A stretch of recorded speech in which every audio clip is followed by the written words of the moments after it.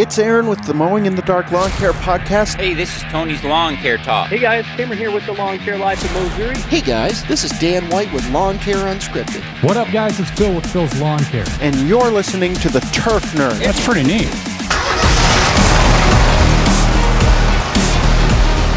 Hey, I actually hit the record button this time, guys. When it's 5:35 p.m., we'll always say the time. We'll get this show wrapped up around 6, but what a rainy Sunday, Greg, and we both finished up this week.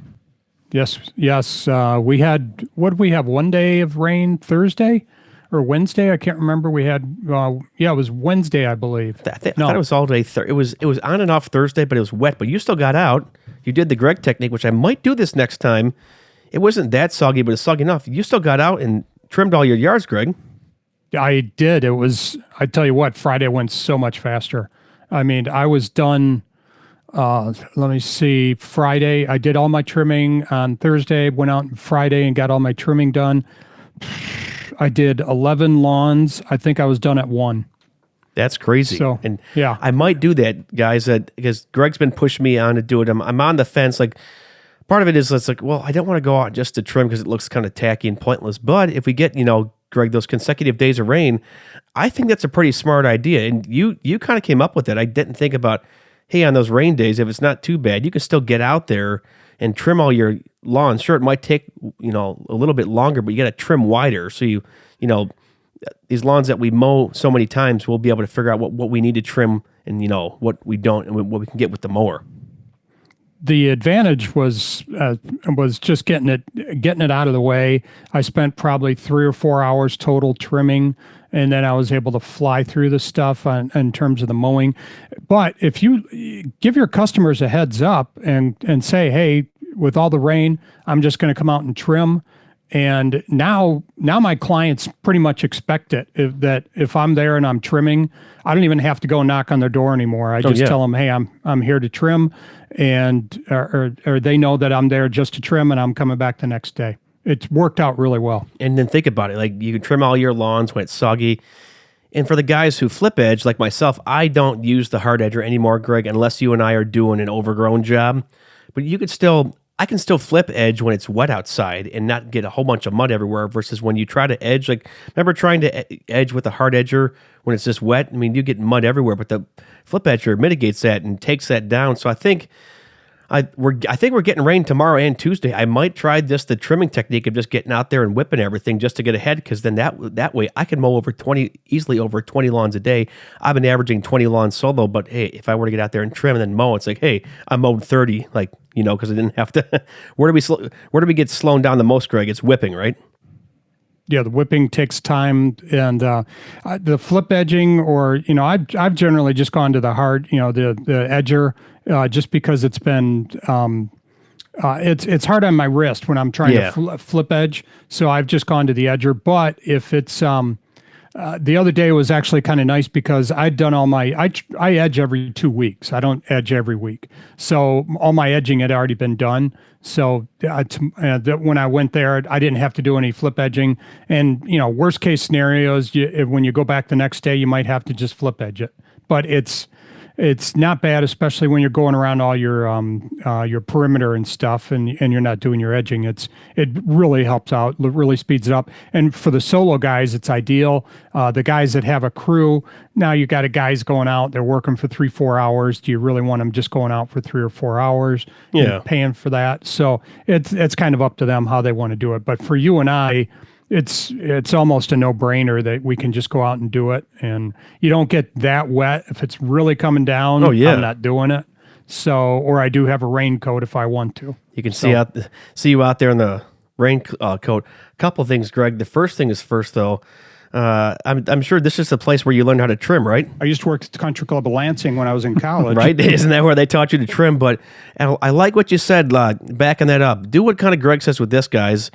Now that I had only kind of flip edged these first 2 weeks to get my edge in shape, and then once I progressed through the season, Greg, I'm probably not gonna flip edge every single week, maybe every other week. But if you have a crew of 3 or 4 guys, then you could put a guy on the hard edge every week. But so my buddy Rocky, he's working with my buddies Derek and Ryan, the guys who I plow snow with. They're knocking out 35, 40 lawns a day in like 7 hours, Greg. It's isn't that pretty crazy? And they're big lawns and they're nasty lawns, and they're not close either. So those guys are out there hauling it. Like I kind of miss those days when you had help like that.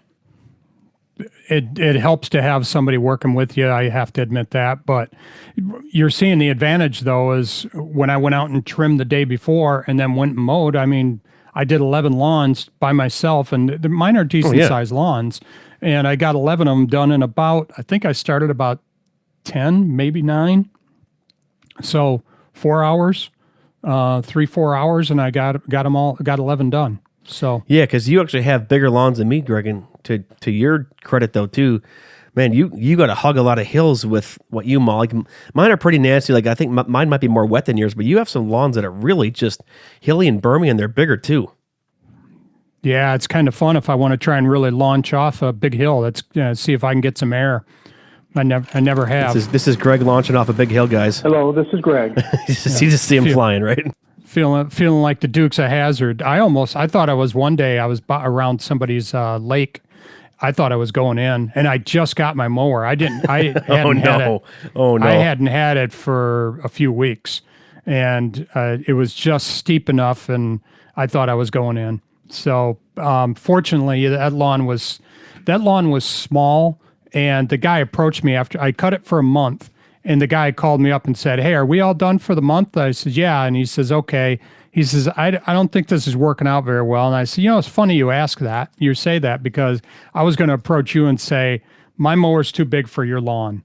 And it's not going to, some lawns you just can't do with a 60-inch mower. It's just too big. Some you need that 52 or that 48. Yeah. But mine was just too big for it. And it was fortunately I didn't like cutting it because I thought I was going in the drink. So going in the drink, the old golf term, right? Oh yeah. Mm-hmm.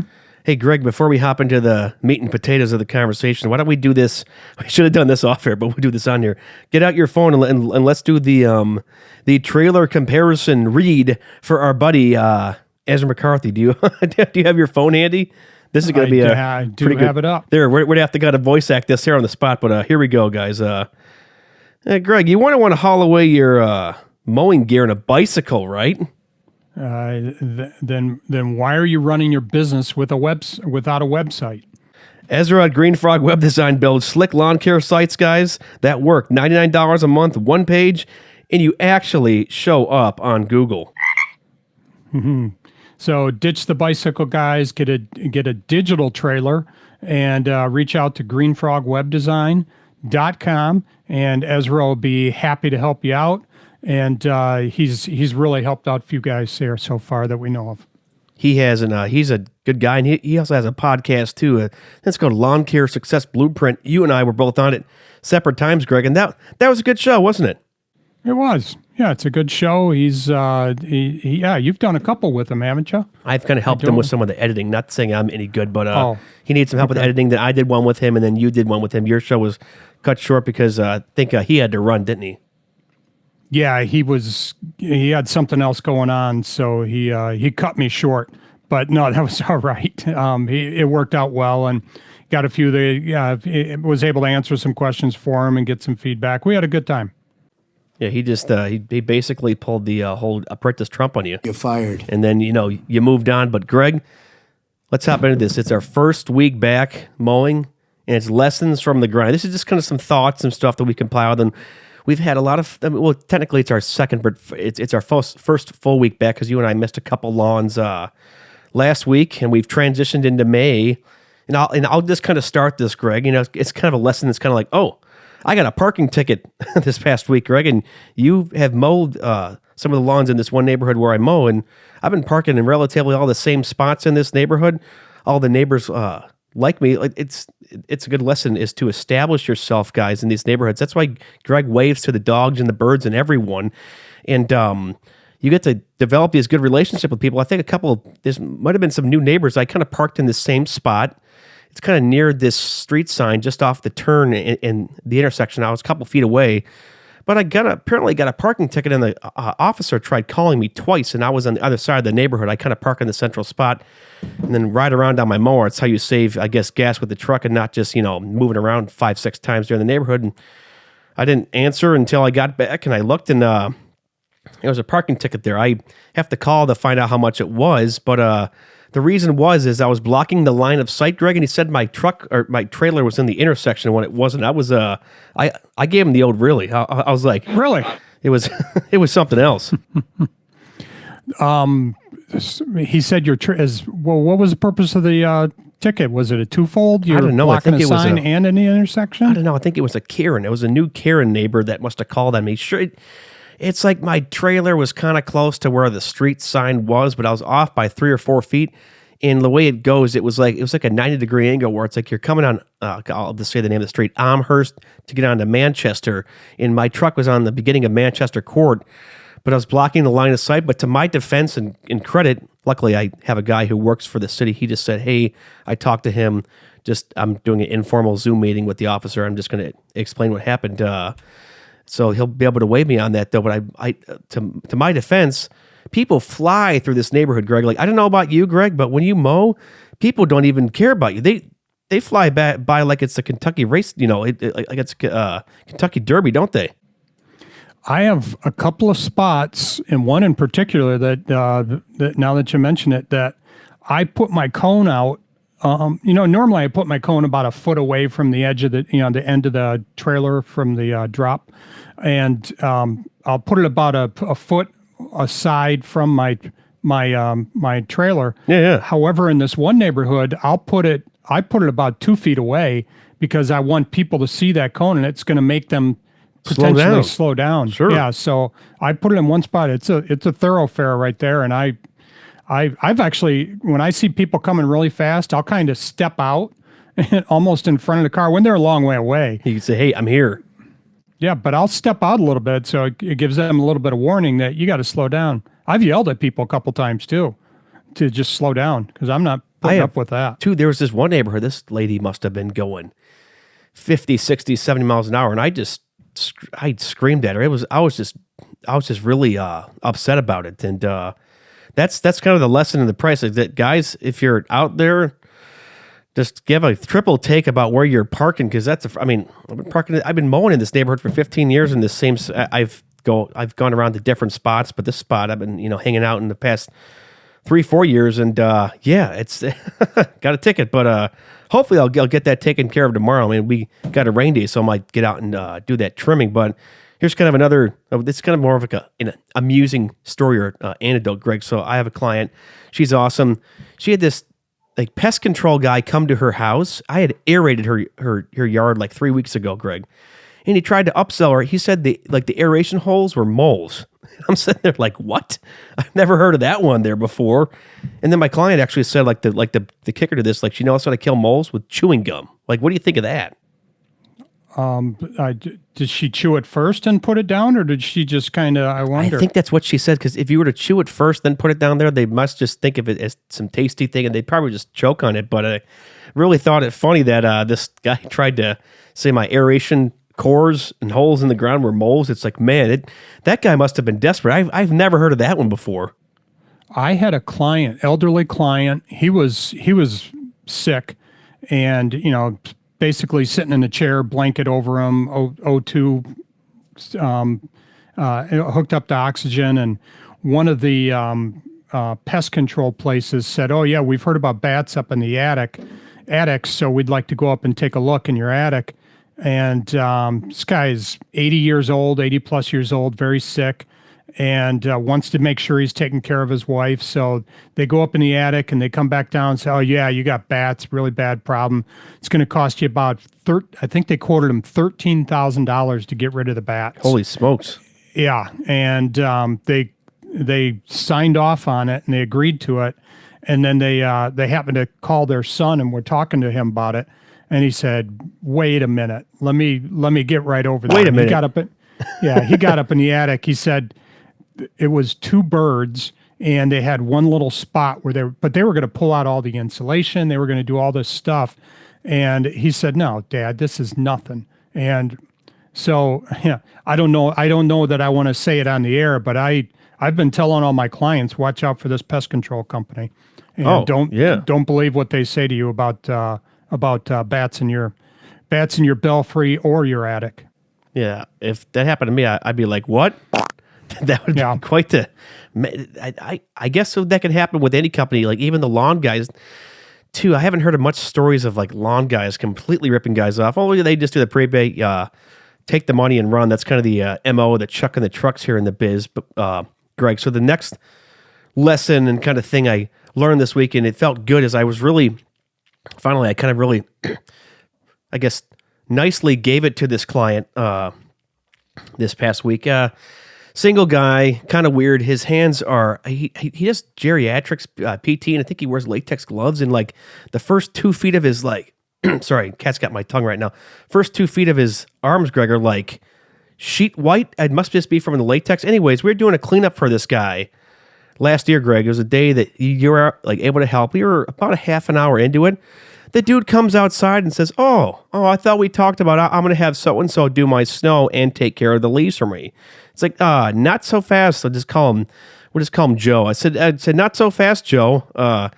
We had talked, I mean, it wasn't like directly, but we had mentioned a couple times on the phone about me doing the cleanup. And I just said, okay, Greg, like we're done. And I had kind of like told the guy as I was kind of stopped off on him, but I was nice. I said, hey, Joe, just have the guy who's doing your snow do your leaves next year. He said, okay, whatever. And then he tried calling me twice after that. I didn't answer. Okay, fast forward to this past week. I'm mowing.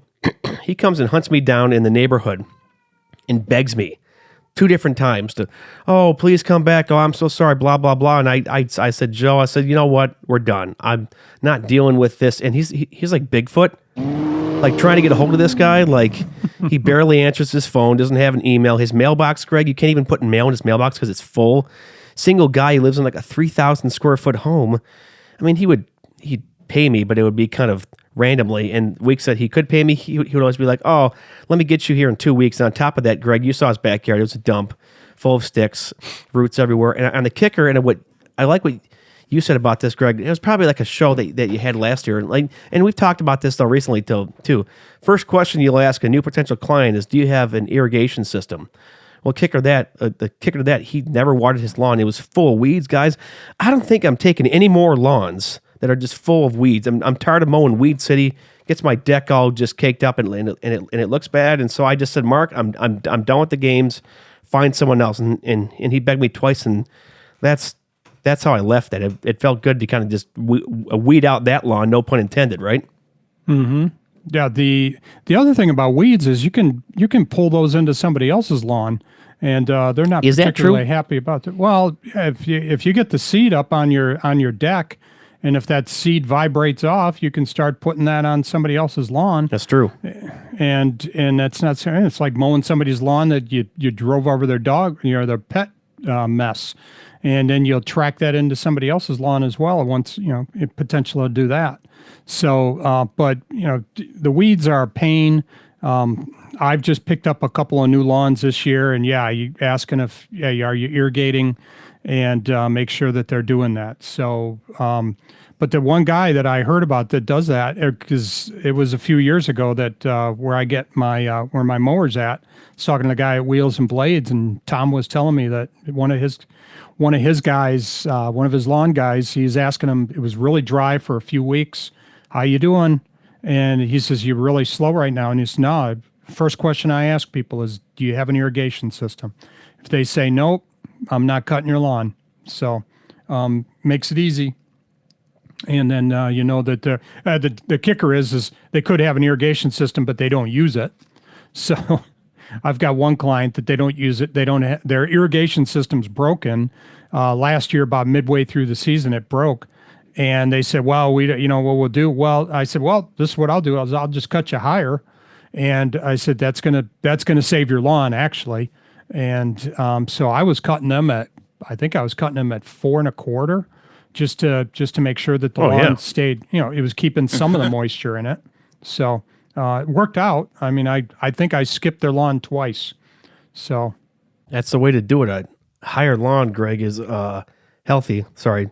Have to do this. Hey, If any of you guys can tell me what basketball player this is, I'll buy you lunch. It was a press conference. This guy was a pretty talented player.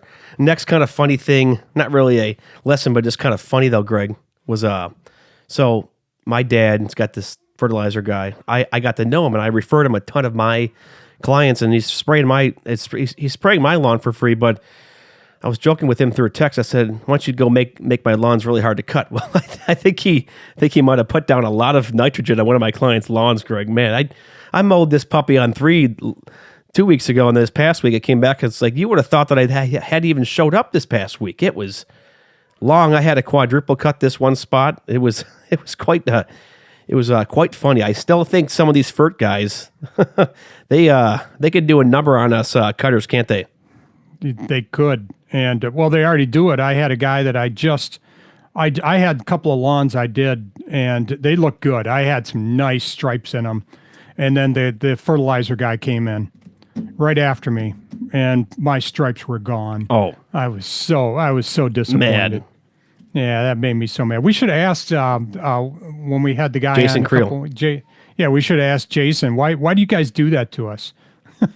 Oh, one thing I did, this was 2 weeks ago. I had a guy I had mowed. He saw I was just there. The FERT guy actually striped it his own way, and it looked really good. It was like 35-inch, like little stripes. I'm like, why don't FERT guys actually do that? They don't stripe it. They just go around in circles just to make our lawns look bad. They're out there. They're doing the 4 to 50 apps, right, Greg? A couple of those guys, they don't care. They just lay it down. But it's funny with my buddy Scott. He said, okay, so I guess if he puts a lot of the nitrogen down, but oh, hey, Greg, the next one here is good. As you know, this one hits home with me. So I bought 12 new blades from Schleybaugh Engine. Shout out to them. They sent me over. They drop shipped me some Toro blades. Nice blades. This is my 5th lawn. This is 2 weeks ago. I hit a rock. It was in the grass. Brand new set of blades. And it did a number. And at this time, I didn't get too OCD. I finished the lawn. I bolted back home because I had forgot a couple things. But I did what kind of... Garrett Bowers mentioned this, though, too, guys. So we sharpen our blades every 8 to 12 hours because the more frequent you sharpen, the less material you're actually taking off. Whereas if you wait 20 to 40 hours to sharp, that angle gets way out of whack. But he said that you can also kind of file your blades, on the underside to take out the burrs. Well, that's I kind of did. I kind of got some burrs when I hit this rock with my blades. I just took my metal file, Greg, and I kind of just buffed it back into shape, and I used the blades for the remaining 10 hours on them. And the cuts turned out great, and I kept my cool this year. I didn't have that stupid. For this time, I didn't have that stupid rock just set me off because my blades are my babies. It's like, oh man. Yeah, we were doing. Drake was helping me with a cleanup, and I had him on the mower because I was just letting him know how to do it. And it was lawn that I didn't have to worry about too much. And I was just telling him, work on your stripes and, your 3-point turns and such. And just so he knew how to use the mower. And I was working on something else. And all of a sudden I hear a bah!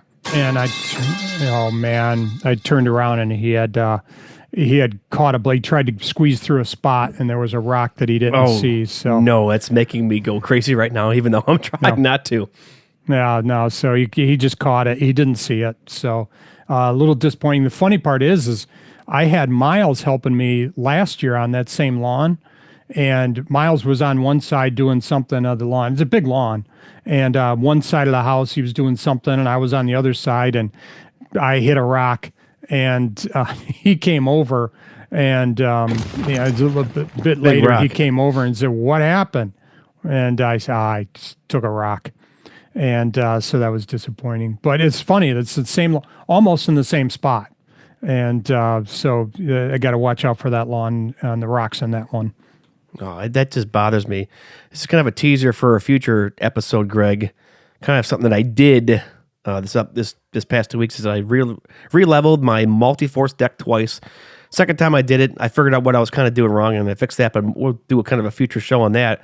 Really good lesson that everyone should do at the beginning of the year and when you start mowing is change the spark plug, the air filter, and the fuel filter on all your small equipment. Like obviously you should do that on the mower too, but especially like your trimmers, Greg. I think where a lot of guys bust trimmers is they don't change the air filters, so it basically chokes the engine to death. It's like not being able to breathe, and they never change the spark plug or the fuel filter. Like I do that once a season, and it's been fine. Cost me what, $15 to do it, and it's relatively easy to do. Just don't do what I did 2 years ago. Don't take an impact wrench when you're trying to put the spark plug into the boot.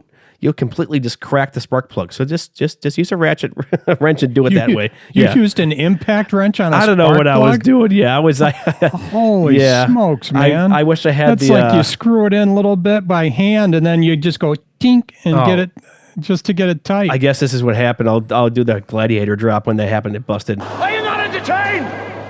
Are you not entertained? Yeah. So I just don't do that. Why you were here? Yep, is that that's why how I feel with like some of the clients that watch us. I think I did it when people were watching me, but yeah, no, just use your regular old just little socket wrench to do that. Like the impact is either your friend or it's not. Because I didn't realize on those spark plugs, Greg, there's a plastic shroud housing around it, and those bust easily. Yeah, I don't know what to say. I didn't know you had done that. So the A lot of things I don't mention. Yeah, I probably you might want to take that part out of the show. About what? The spark plug? Yeah, the impact wrench on the spark plug. Oh no, this is what makes the show You might real. want to edit that. Oh no, I'm going to keep this in this show. This is why our show is great. We just don't cut out every uhs and ums. Like we keep this nice and raw and real, guys. Yeah, I mean, that's how it that's is. about as raw as you can be, huh? You know me. It's a fart jokes. Hey guys, fart jokes. It's never a dull moment. So. Speaking of fart jokes, you probably found yourself with a lot more time on your hands, huh? I did. You've gotten your clients down to a manageable number. Yes, I was texting you today, Greg, and I dwindled this down to a manageable number, and with that, I've been able to start earlier, get out of the house way earlier here, and I'm charging more and mowing less. And I think I mentioned this to you last week, Greg, or maybe I texted you. I'm not used to it's like, oh, it's 6:30. I can go home and actually have a life and be with my family. It's like I'm not chain cuffed to a mower because we have the boutique premium rates. It kind of feels good, doesn't it? It's nice. I got home and I'm kind of looking around, going, I don't know what to do. And what you should do, Greg, is start I've gotten painting. mine down a few. Painting? Just start painting. Yeah, I need to paint the outside of my house and stain the gazebo this year. But that first week I had a couple of days where I finished early and I got home and I'm going, I don't know what to do with myself. So speaking of farting around, I just farted around for a little bit. This is what you did when you didn't know what to do with yourself, Greg. Somewhere between 700 billion and It's just walking around. billion dollars. Yeah, no, but it feels good. And you've mentioned this though too, Greg, and everyone knows Greg's mowing schedule. They don't know where he mows. I don't even know where he mows, but Greg mows Monday through Thursdays. That's great. You charge premium. That way you have 2 days or 3 days open for rain, equipment errors, and things that break down. And let's be honest, Greg, you are able to keep a consistent schedule with your clients, and they can kind of almost predict the days that you're going to be there. And I used to practice this all the time. Once I lost Zach, when the pandemic and everything happened, I didn't dwindle my lawns down fast enough, and it's praise God. I was just sitting there, Greg, getting done the other day, and I had this thought come into my head. I would not be able to mow 6 days and sometimes 7 days to 14 days straight this year.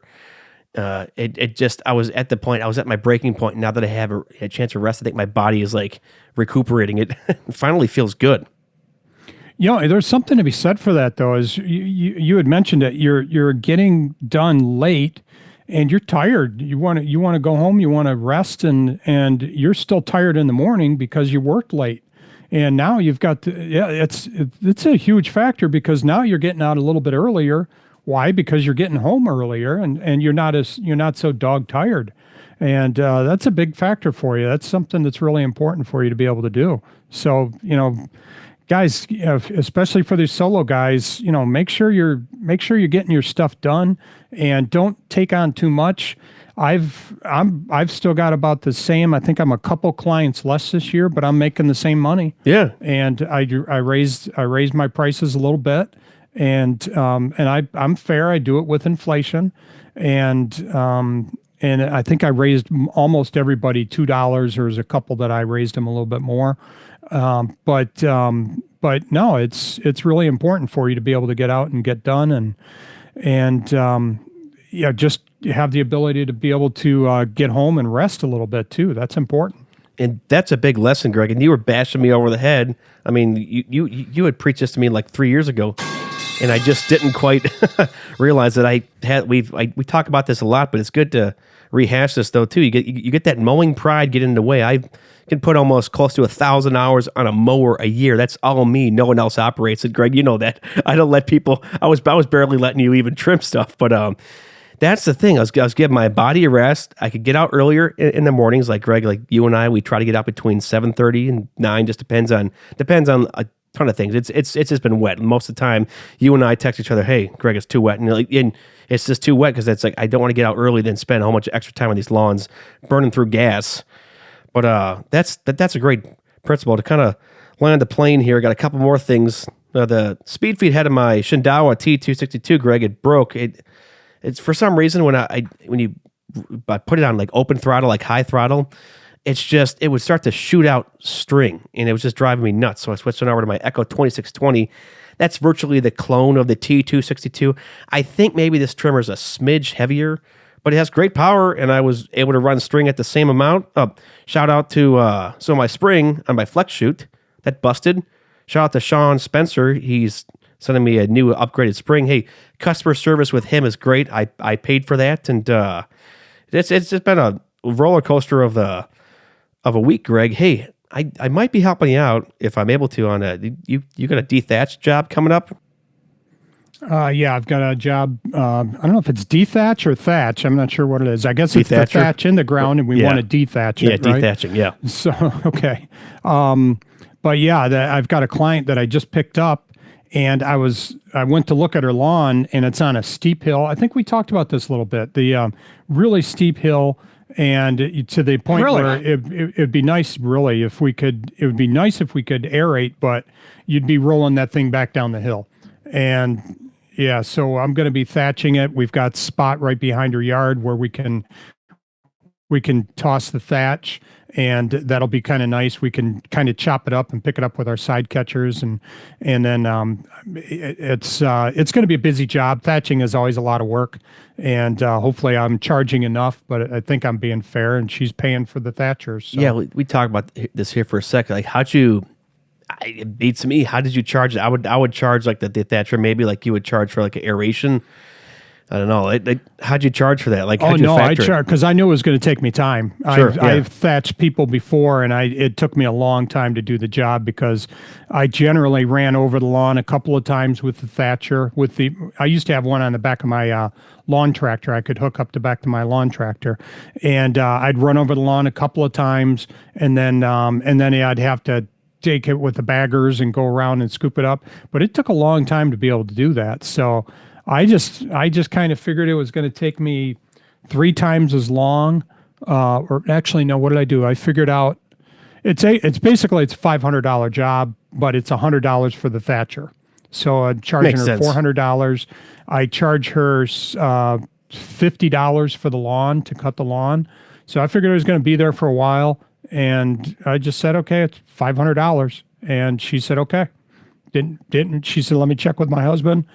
Next day, she got back with me and said, okay, let's do it. And here's how we're going to end this show, Greg. We cannot forget about this. And now it's time for Uncle Greg's gregariousness. Hello, this is Greg. Really? I get you on the spot here. This is our outro. You just make something up. I wasn't even thinking just of make it. Something up. Make something up. But it was nice. I had one of my clients was able to just spend a little time with her. She's an elderly client, not doing too well. So this is a client that we could probably pray for if you guys want. And she's got some issues going on with her carotid artery.